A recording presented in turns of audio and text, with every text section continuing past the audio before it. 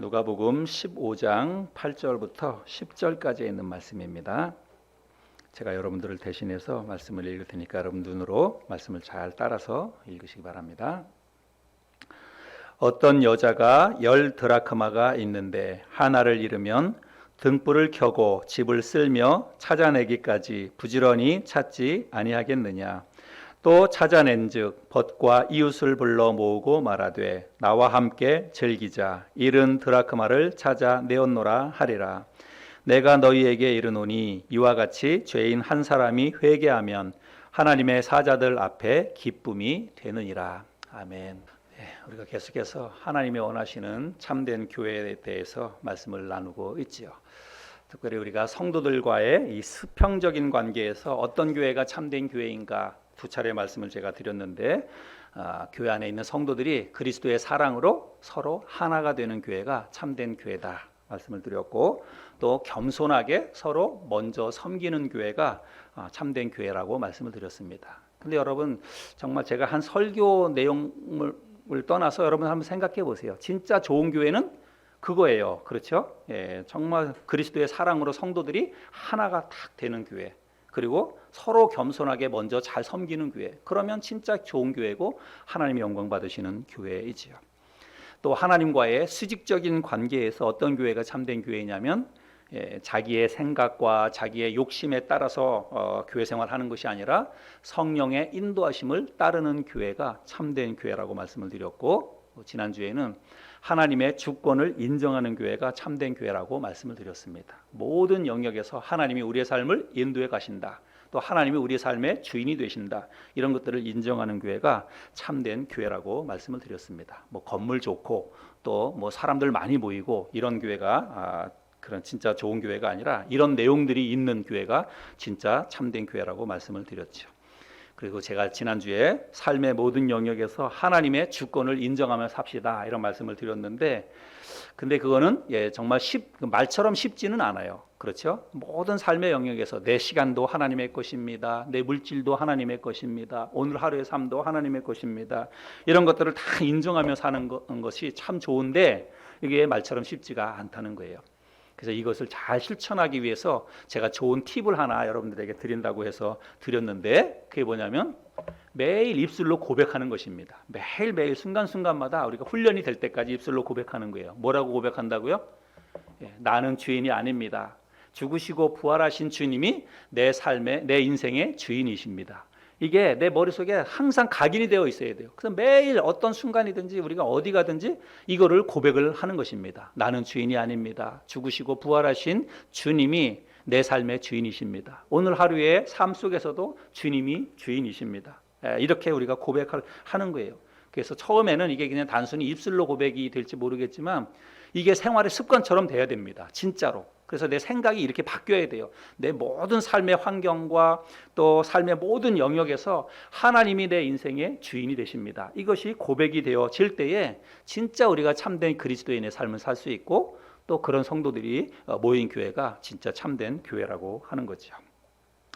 오늘은 제가 마지막으로 이 세상 속에서 믿지 않는 불신자들과의 관계 속에서 참된 교회가 어떤 교회인지를 같이 말씀을 나누겠습니다. 그래서 우리가 하나님이 원하시는 참된 교회 시리즈로 말씀을 나눴는데 오늘이 마지막 시간입니다. 오늘 우리가 함께 읽은 이 본문 말씀 앞뒤 구절에 보면 같은 맥락의 내용들이 기록되어져 있습니다. 앞에는 어떤 내용이 있냐면 잃어버린 한 마리의 양에 관한 말씀이 기록되어져 있습니다. 그래서 양 100마리가 있는데 그 가운데 한 마리를 잃어버리면 어떻게 하겠느냐는 거예요. 99마리를 거기다 두고 잃어버린 한 마리를 주인이 찾아가지 않겠느냐, 이렇게 말씀을 하죠. 그리고 그것을 찾으면 어깨에 메고 그 잃어버린 양, 찾았던 양을 어깨에 메고 돌아와서 잔치를 벌이지 아니하겠느냐, 이런 내용이 오늘 읽었던 본문 말씀 앞에 기록되어져 있고, 또 오늘 읽은 본문 말씀 뒤에는 또 어떤 내용이 기록되어져 있냐면 잃은 줄로만 알았던 한 아들에 관한 그런 말씀이죠. 우리들이 잘 아는 탕자의 비유, 그 말씀입니다. 아버지의 재산을 물려받은 둘째 아들이 집을 나가서 허랑방탕하게 그 모든 가지고 나갔던 재산을 다 허비합니다. 그리고 소식도 없어요. 그래서 소식도 없이 죽은 줄로만 알았던 어떤 그 둘째 아들이 어느 날 갑자기 아버지를 찾아서 집으로 돌아오지요. 그런데 그 아버지는 그 죽은 줄로만 알았던 둘째 아들이 집으로 돌아올 때 너무 기뻐서 동네 사람들을 불러 모아놓고서 그렇게 온 잔치를 벌입니다. 이 내용이 그 뒤에 기록되어져 있지요. 그래서 이 두 이야기는 오늘 읽었던 우리가 잃어버린 한 드라크마에 관한 이야기와 더불어서 세 이야기가 같은 내용을 담고 있는 말씀인데, 이 모든 것들은 실제로 그런 일이 있었다는 것이 아니라 비유입니다. 우리 주님께서 잃어버린 하나의 가치, 소중함, 또 그것을 찾았을 때의 기쁨, 이것을 가르치기 위해서, 제자들에게 가르치기 위해서 주님이 들었던 비유라고 하는 것입니다. 여러분, 비유는 빗대어서 설명을 하는 거예요. 어떤 그 상황을 잘 가르치기 위해서 빗대어서 설명을 하는 겁니다. 그래서 이 새 이야기에 등장하는 양이나 혹은 잃어버린 집 나간 아들이나 또 잃어버린 드라크마, 이거는 문제의 핵심이 아닙니다. 그냥 비유에 사용된 하나의 샘플일 뿐이에요. 그래서 이 비유의 핵심은 뭐냐면 잃어버린 한 영혼, 하나님 앞에서 잃어버린 한 영혼, 죄인 하나가 회개하고 돌아오는 것의 의미와 가치와 그 즐거움에 관한 그런 말씀이라고 하는 거지요.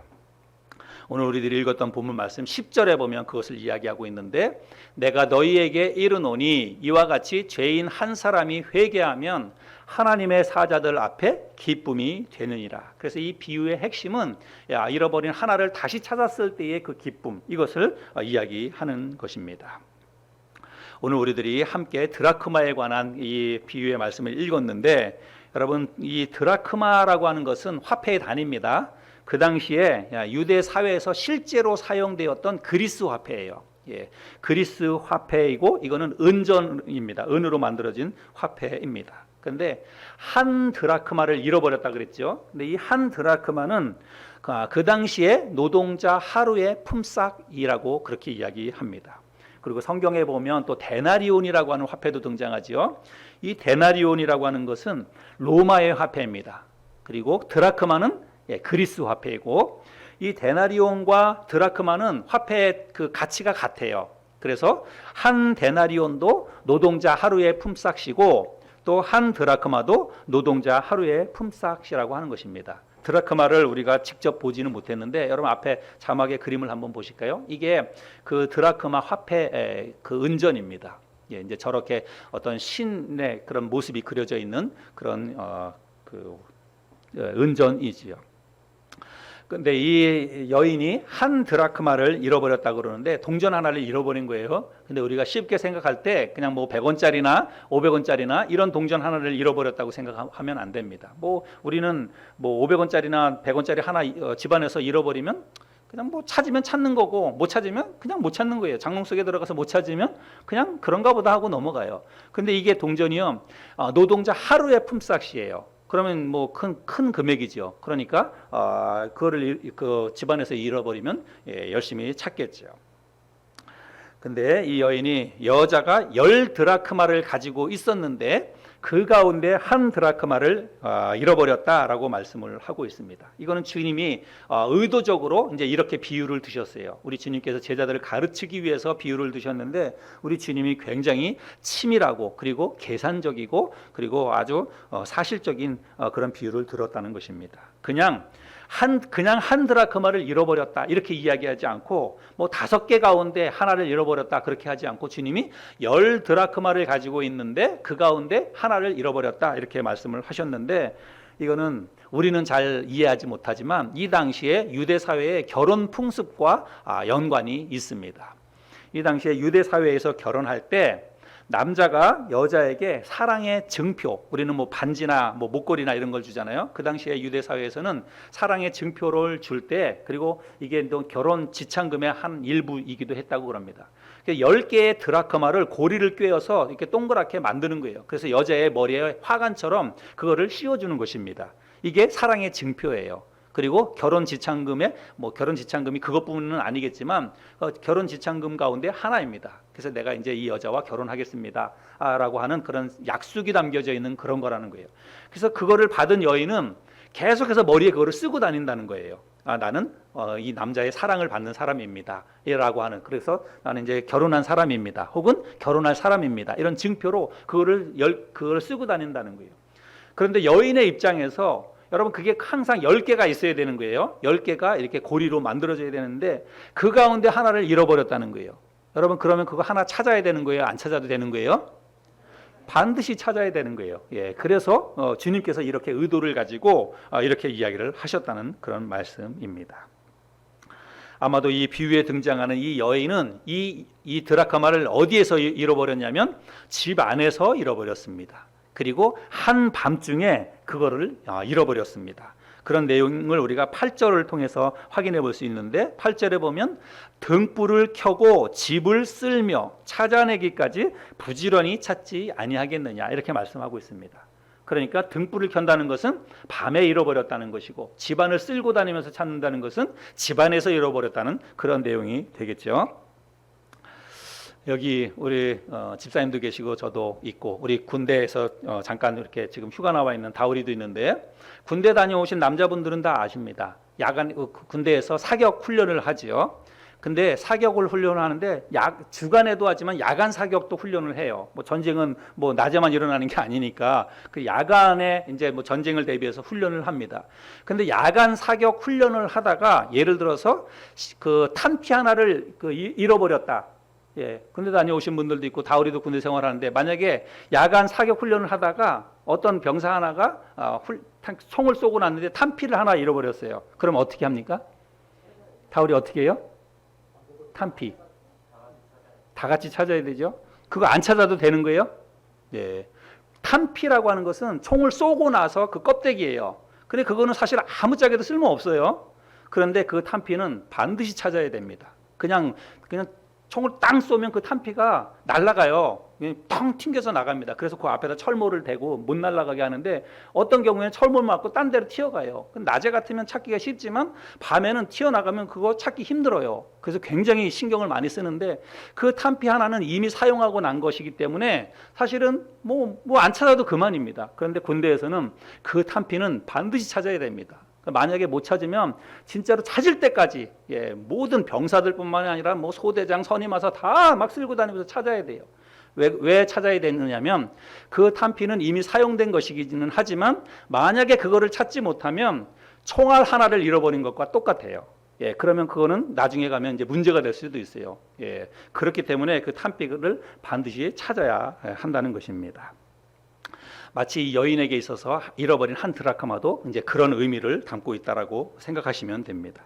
만약에 잃어버린 이 드라크마를 이 여인이 찾지 못했다면 이 여인은 몇 날 며칠을 그렇게 마음고생하면서 그걸 온 신경이 다 거기 가 있을 거예요. 그거를 찾으려고. 왜냐하면 그 이제 신랑감이 그거를 약속의 증표로, 결혼의 증표로 그거를 준 것이기 때문에 그렇지요. 그래서 자나 깨나 앉으나 서나 온통 그 잃어버린 한 드라크마에서 생각이 떠나지 않았을 것입니다. 근데 여러분 이 여인이 비유에서 찾았어요, 못 찾았어요? 예, 찾았습니다. 말씀해 보면 찾아낸즉 이렇게 이야기하고 있습니다. 감사하게도 찾았습니다. 그런데 이 이야기에서, 비유의 이야기에서 이 여인의 다음 행보가 어찌 보자면 참 납득이 안 되는 그런 행보라고도 할 수 있습니다. 여러분 잃어버린 드라크마를 찾은 여인이 그 다음에 무엇을 합니까? 예, 이웃을 불러 모아놓고 잔치를 벌입니다. 9절 말씀을 볼까요? 또 찾아낸즉 벗과 이웃을 불러 모으고 말하되 나와 함께 즐기자. 여기서 즐기자는 것은 잔치를 하자는 거예요. 잃은 드라크마를 찾아내었노라 하리라.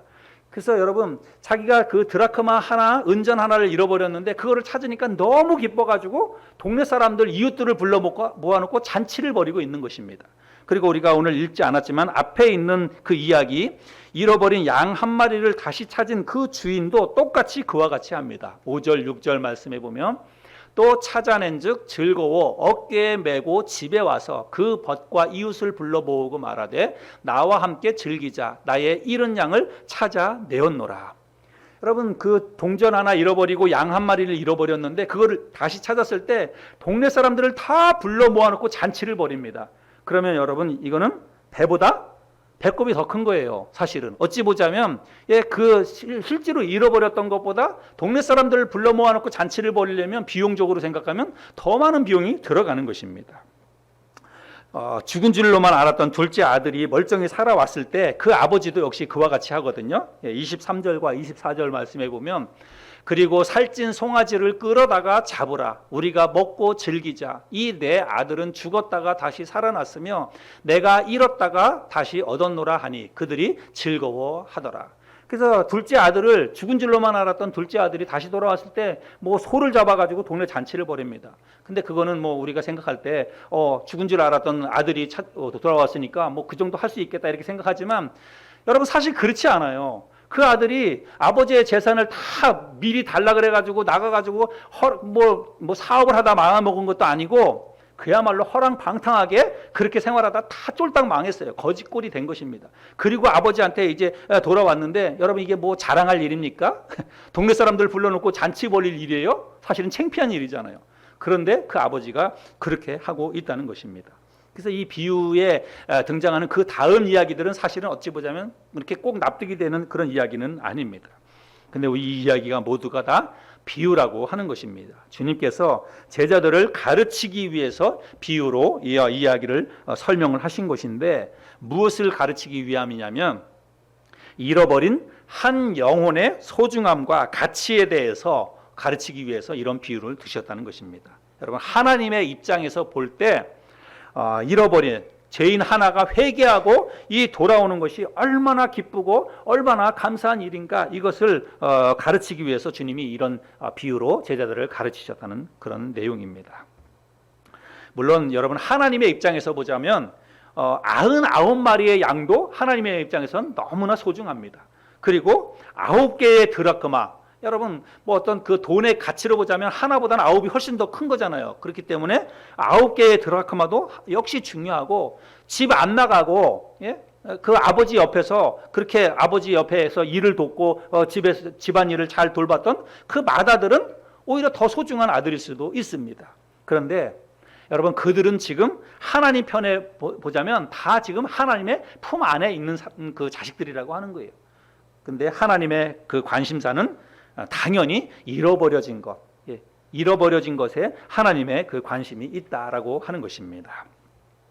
하나님은 이 비유의 말씀을 통해서 그 당시 예수님의 제자들뿐만 아니라 오늘날 이 땅에 있는 교회들과 그리고 모든 그리스도인들에게도 이 비유의 말씀을 통해서 동일한 깨달음이 있기를 바라고, 또 동일한 반응을 하나님이 기대하신다는 것입니다. 그 깨달음이라는 게 뭘까요? 오늘 아침에 우리들이 깨달아야 할 그런 하나님의 마음인데, 하나님 아버지의 마음으로 잃어버린 한 영혼을 우리가 불쌍히 여겨야 한다는 것입니다. 그 영혼이 회개하고 하나님께로 돌아오도록 우리가 그들에게 하나님 아버지의 마음으로 그들에게 다가가고 복음을 전해야 한다는 것입니다. 하나님께서 우리에게 그것을 깨닫게 하기 위해서 오늘 아침에 우리에게 이 말씀을 함께 나누게 하신다고 저는 믿습니다. 참된 그리스도인이 어떤 사람이냐, 참된 교회가 어떤 교회이냐, 오늘 말씀을 통해서 우리가 배울 수 있는 교훈은 잃어버린 한 영혼을 위해서 복음 전도에 힘쓰는 그리스도인, 힘쓰는 교회가 바로 참된 그리스도인이고 참된 교회라고 하는 것입니다. 여러분, 복음 전도야말로 진짜로 이 땅에 있는 모든 그리스도인들과 모든 교회들의 첫 번째 사명이자 우리가 마지막까지 붙잡아야 할 책임과 의무라고 저는 생각을 합니다. 근데 사실 요즘 현실은 절망적이고 어찌 보자면 비관적이라고 그렇게 생각이 됩니다. 물론 코로나 이전에도 전도하는 게 사실은 쉽지 않지요. 많이 힘들고 어려웠습니다. 그런데 코로나 이후에는 이게 더 힘들어졌습니다. 사람들한테 다가가서 전도지를 나눠주고 교회 한번 와보라 이렇게 이야기하는 게 정말 예전보다 훨씬 더 힘들어졌습니다. 제가 페이스북에서 보니까 어떤 교회가, 그 교회는 꽤 큰 교회인데 그 교회는 이렇게 그 교회 주변에 이렇게 전도지를 가지고 전도하는 것으로 아주 유명한 그런 교회입니다. 그 교회에서는 전도지를 교회에서 아주 잘 심혈을 기울여서 잘 만들었대요. 그래서 17년간 지금까지 17년간 성도들이 이 전도지를 가지고 매주마다 병원에 가서 전도하고, 그리고 관공서나 상가나 주택이나 이런데 성도들이 직접 찾아다니면서 이 전도지를 가지고 전도를 했고, 그렇게 전도하는 것을 통해서 교회가 부흥하고 성장한 교회인데, 다음 달부터 그 전도지 발행을 중단하기로 그렇게 결정을 했다고 합니다. 그러니까 이제는 그렇게 전도하는 게 힘들다라고 판단을 한 것이지요. 여러분, 그렇다고 교회가 전도를 안 할 수 있을까요? 여러분, 그래서 그 교회가 이제 새롭게 하는 것은 비대면으로, 그래서 유튜브라든지 다른 온라인 방식으로 전도를 다시 이제 방향을 바꿨다, 이렇게 이야기를 하고 그런 내용들을 제가 보았습니다. 우리 성서침례 교회에서도 이제 코로나 이후에 새로운 사역 방향, 그리고 새로운 전도 방향, 이런 거에 대해서 우리가 함께 나누기 위해서 이번 주 목요일에 우리 대학원 대학교에서 이런 세미나를 개최를 합니다. 그것도 소수 인원만 딱 모집을 하고 나머지는 온라인 생중계로, 그래서 저도 이제 온라인 생중계로 등록을 해서 영상으로 제가 이 세미나를 좀 보려고 합니다. 그래서 어찌 됐든지 간에 코로나 이후에 교회가 어떻게 사역을 펼쳐 나갈 것인가, 또 어떻게 우리가 전도를 할 것인가, 이런 것들이 이제 큰 관심사라고 할 수 있지요. 그래서 저도 이렇게 보니까 앞으로는 우리가 길거리 다니면서 노방 전도하거나 집집마다 찾아다니면서 축호 전도하거나 이런 기존의 전도 방법으로는 사람들에게 복음을 전하는 게 참 힘들다, 이런 생각을 하게 됩니다. 그렇다고 교회가 전도를 포기할 수 있나요? 여러분, 전도를 하지 않는다면 사실은 이 땅에 교회가 존재할 이유가 없다라고 생각합니다. 교회가 이 땅에 존재하는 목적은 믿지 않는 사람들에게 하나님 나라의 참된 복음을, 생명의 복음을 전하기 위해서 교회가 존재하는 거예요. 근데 전도를 하지 않는다, 그러면 이 땅에 교회는 있을 이유가 없습니다. 그냥 하나님 나라로, 하나님이 부르셔서 하나님 나라로 그냥 가면 되는 거예요. 하나님께서 이 땅에 우리에게, 이 땅에서 생명을 우리에게 주시고 또 교회를 존재하도록 하나님께서 허락하시는 것은 하나님의 말씀을, 생명의 말씀을 아직까지 믿지 않는 사람들에게 복음을 전하게 하기 위해서 교회를 남겨두신다고 저는 생각을 합니다. 그러니까 우리가 지혜롭게 이제는 시대에 맞게 이렇게 전도의 방법도 조금 달리해야 될 필요가 있다, 이런 생각을 하게 됩니다. 코로나 이후에 우리가 정말 악조건 속에서 그러면 교회가 어떻게 복음을 전해야 할까? 또 우리 교회는 어떻게 이 복음 전도를 실천해야 할까? 여러분, 이것은 진짜 교회에 사활이 걸려 있는 문제라고 생각을 합니다. 만약에 교회가 복음을 전하지 않는다면, 우리 교회도 마찬가지예요. 우리 교회가 믿지 않는 사람들에게 복음을 전하지 않는다면 여러분, 교회는 자연적으로 얼마 지나지 않으면 교회는 문을 닫을 수밖에 없어요. 그냥 우리 시대가 지나고 나면, 그러면 전도하지 않으면 여러분, 교회는 당연히 문을 닫을 수밖에 없는 것이지요. 저는 오늘 우리가 함께 나눈 이 본문 말씀 속에서 해답을 찾을 수 있다라고 생각을 합니다. 어떻게 복음을 전해야 하는가? 그것은 바로 집 안에서 잃어버린 한 드라크마에 우리가 집중하는 것입니다. 여러분, 집 안에서 이 여인이 드라크마를 잃어버렸어요. 집 안은 말 그대로 먼저 우리의 가정이라고 저는 생각합니다. 우리의 가정, 우리의 가족. 또 꼭 우리 가정, 우리 가족이 아니더라도 내가 정말 잘 알고 있는 사람, 그냥 길거리 다니면서 믿지 않는 사람들, 모르는 사람들, 이게 아니라 내가 잘 아는 사람, 나와 가까이에 있는 사람, 여러분, 그 사람이 우리의 전도의 먼저의 대상이 되어야 된다라고 하는 거예요. 그리고 그 사람들 가운데에서도 여러 사람이 아니라 일단 한 드라크마, 이 여인이 한 드라크마를 잃어버렸어요. 그래서 잃어버린 한 드라크마, 한 사람에 집중하는 것입니다. 한번 우리가 적용을 해보면, 여러분 가족 중에서도 아직 구원받지 않은 사람, 아직 예수 믿지 않는 사람들이 여러분 가족 중에서도 있지요? 아마 가족 중에서도 여럿 있을 것입니다. 우리 가족 중에서도 저희 형님도 아직 예수 안 믿고 있고, 저희 둘째 누님도 아직 예수 안 믿고 있고, 또 우리 처갓집 식구들로 보자면 또 예수 안 믿는 사람들도 있고 그렇습니다. 그래서 여럿 있어요. 그런데 그 여러 명의 우리 가족들 가운데서, 우리 집안 식구들 가운데에서 딱 한 사람만, 내가 먼저 딱 한 사람만 집중하자는 것입니다. 한 사람만 마음속에 품자라고 하는 거예요. 물론 가족들이 다 구원받았다면 정말 감사한 일이에요. 여러분 가족 가운데서 모든 가족들이 다 예수 믿고 지금 신앙생활 잘하고 있다, 그러면 정말 하나님 앞에 감사하시기를 바랍니다. 또 그런 분은 그러면 오늘 말씀이 나하고 해당 없네, 이렇게 생각하지 마시고, 가족이 다 구원받았다 그러면 정말 내가 가장 친하게 알고 있는 사람, 친척이 됐든지 뭐 친구가 됐든지, 여러분 그 사람이 나의 집안에서 잃어버린 한 드라크마라고 우리가 생각을 하자라고 하는 것입니다. 그래서 우리 집안 식구들 가운데서 아직 예수 믿지 않는 그 한 사람, 내 마음속에 떠오르는 그 한 사람을 내가 마음속에 품고 먼저는 하나님 앞에 우리가 해야 될 일은 그들을 내 마음속에 품는 것입니다. 안타깝게 여겨야 한다는 것입니다. 마치 잃어버린 한 마리의 양 때문에 온 정신이 다 빠져버린 그 양떼의 주인처럼, 또 잃어버린 한 드라크마 때문에 한밤중에 온 집안을 다 쓸고 다녔던 그 여인처럼, 죽은 줄로만 알았던 둘째 아들 때문에 하루도 마음 편히 살지 못했던 그 아버지처럼, 우리가 그런 마음으로 우리 가족 중에서 구원받지 않은 그 한 사람을 마음속에 품고 우리가 하나님 앞에 그런 마음으로 기도해야 한다는 것입니다. 그냥 우리가 가족으로 생각하면 안 돼요. 그냥 좋은 친구로, 좋은 친척으로 생각하면 우리는 백날 가도 그 사람을 하나님께 인도할 수 없습니다. 전도할 수 없습니다. 정말 하나님 앞에서 우리가 한 이불을 덮고 한 식탁에서 밥을 먹는 한 가족이지만 그냥 정말 하나님 앞에서 한 영혼으로 볼 수 있어야 돼요. 하나님 앞에서 구원받지 못한 그 한 영혼, 인생의 길을 잃어버리고 맹수가 우글거리는 그야말로 험난한 세상에서 처절하게 사투를 벌이고 있는 불쌍한 영혼으로 그 영혼을, 그 식구를 바라볼 수 있어야 한다는 것입니다. 먼저 우리가 하나님 앞에 그런 마음을 달라고 기도해야 합니다. 우리가 그냥 나가서 복음 전도하기 전에, 또 예수 믿지 않는 가족들한테 그냥 그 손 끌어 잡아가지고 우리 교회 가자 막 이렇게 이야기하기 전에 먼저는요, 우리 마음이 그런 마음이 되어야 돼요. 예수 믿는 우리 사람들이 먼저, 그리스도인이 먼저 하나님 앞에 그 가족 한 사람을 두고서 하나님 앞에 눈물로 기도할 수 있어야 됩니다. 정말 불쌍히 여기는 마음을 가지고 잃어버린 한 드라크마, 잃어버린 한 양, 이런 거를 생각하는 그 주인들처럼 우리가 똑같이 그렇게 안타깝게 여기는 마음이, 간절한 마음이 우리에게 있어야 한다는 것입니다. 우리에게 그런 마음이 탁 들 때 여러분, 전도는 그때 시작하는 거예요. 그때 전도해야 영혼이 하나님 앞에 돌아올 수 있다라고 하는 것입니다.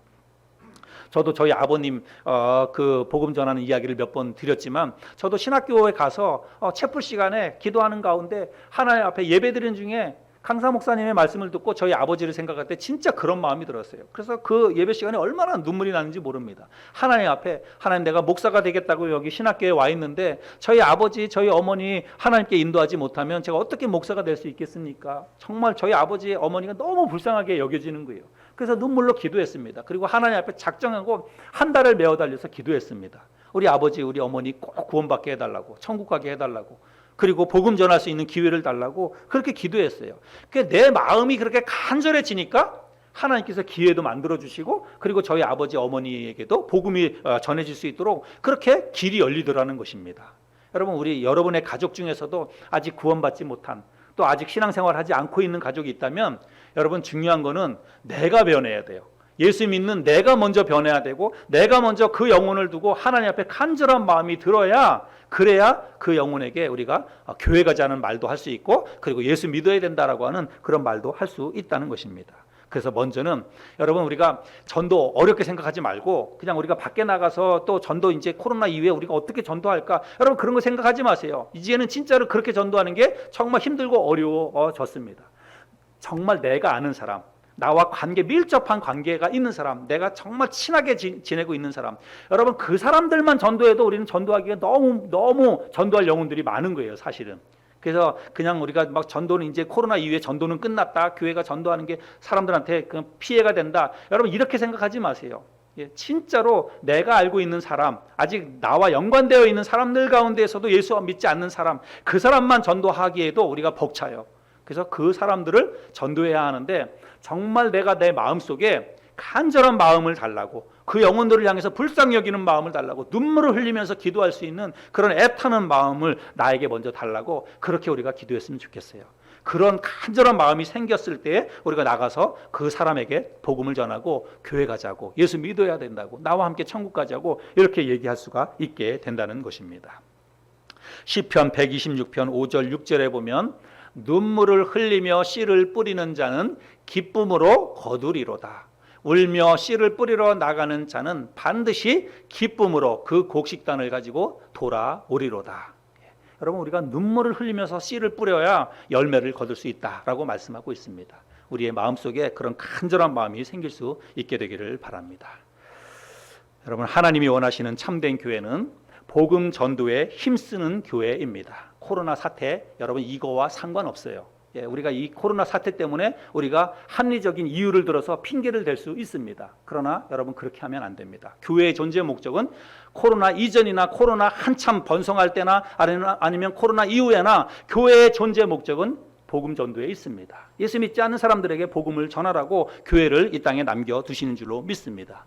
그러나 지혜롭게 방식은 달리할 필요가 있다, 저는 생각합니다. 오늘 우리가 함께 나눈 이 말씀처럼 정말 집안에서 잃어버린 한 드라크마, 우리가 그거를 찾기 위해서 힘쓰는 우리가 된다면 우리 교회는 하나님 앞에 쓰임받는 참된 교회로 성장해 가리라고 믿습니다. 이것을 잘 실천할 수 있는 저와 여러분들이 될 수 있기를 바랍니다.